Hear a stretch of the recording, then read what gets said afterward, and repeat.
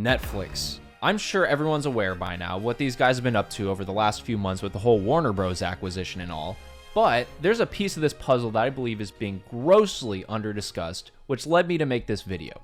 So if you don't know what's going on, Netflix has agreed to a monster deal with Warner Bros. Discovery to acquire the Warner Bros. Studios and theatrical distribution, streaming assets like HBO and HBO Max, and the full library of Warner Bros. IP, which is a big part of what we'll be talking about today.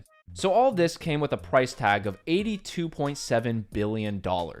That's a pretty big buy, considering that Netflix's largest acquisition before this was for $686 million. That's less than 1% of the Warner Bros. Deal. So obviously, Netflix saw a lot of long-term potential with this acquisition. Otherwise, they'd be sticking to their build, don't buy philosophy, which has gotten them to be nearly twice as valuable as Disney, with a track record that is 74 years shorter. And now there are plenty of strategic reasons as for why gaining all these assets can benefit the Netflix sphere, and eventually I do want to make more videos going more into depth over everything we can expect to see out of this deal in the coming years. But the part of this story that I believe has not been talked about nearly enough is the Netflix house.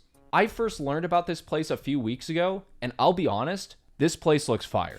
Like, bro, you got this Stranger Things walkthrough, you can straight up be in the Squid Games, there's a whole ass movie theater, you got this arcade area. Like, yeah, you gotta check out the full fly-through. There's too much going on here for me to list. I'll put the link in the description. But so far, they have 2 locations, one in Philly and one in Dallas, with another expected to open in Las Vegas sometime in 2027. And if everything goes well, Netflix has gone on record to say they would like to see another 50 to 60 locations worldwide.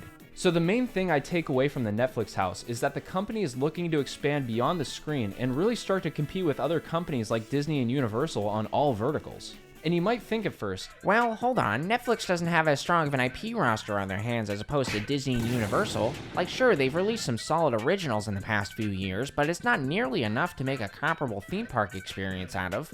And at face value, I'd probably agree with that. But seeing how sick they made this place look off of IP that's not even a decade old just leads me to believe they can continue to scale the quality of these physical locations as they continue to produce more IP.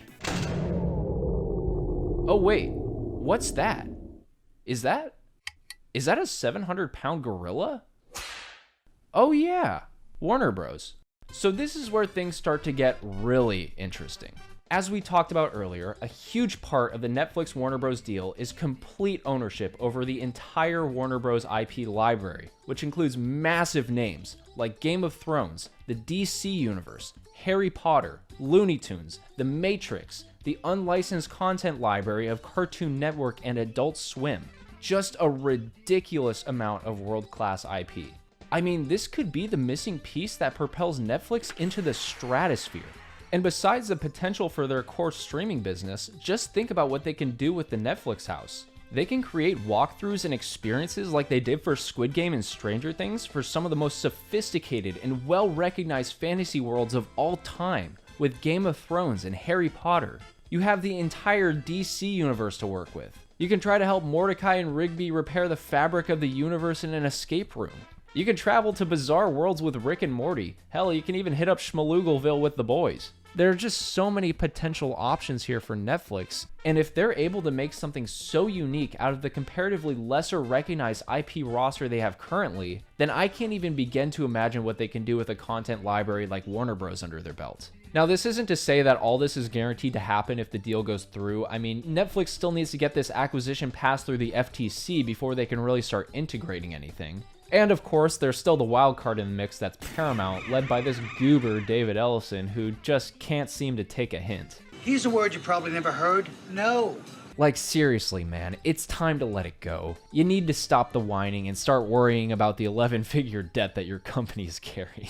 But back to the point, I believe the stuff we talked about today with the Netflix house could be just one working piece in perhaps the biggest acquisition of the century so far. And while you have a lot of people screaming monopoly or complaining about subscription prices being raised, I just wanted to make the point that there could be a lot of really cool stuff that comes out of all this. So I don't know about you, but I'm going to be watching this story unfold very closely. And I hope to make plenty more videos about this acquisition in the future, as there's just a cornucopia of things to talk about here. But that's where I'll leave it for now. Thanks for watching.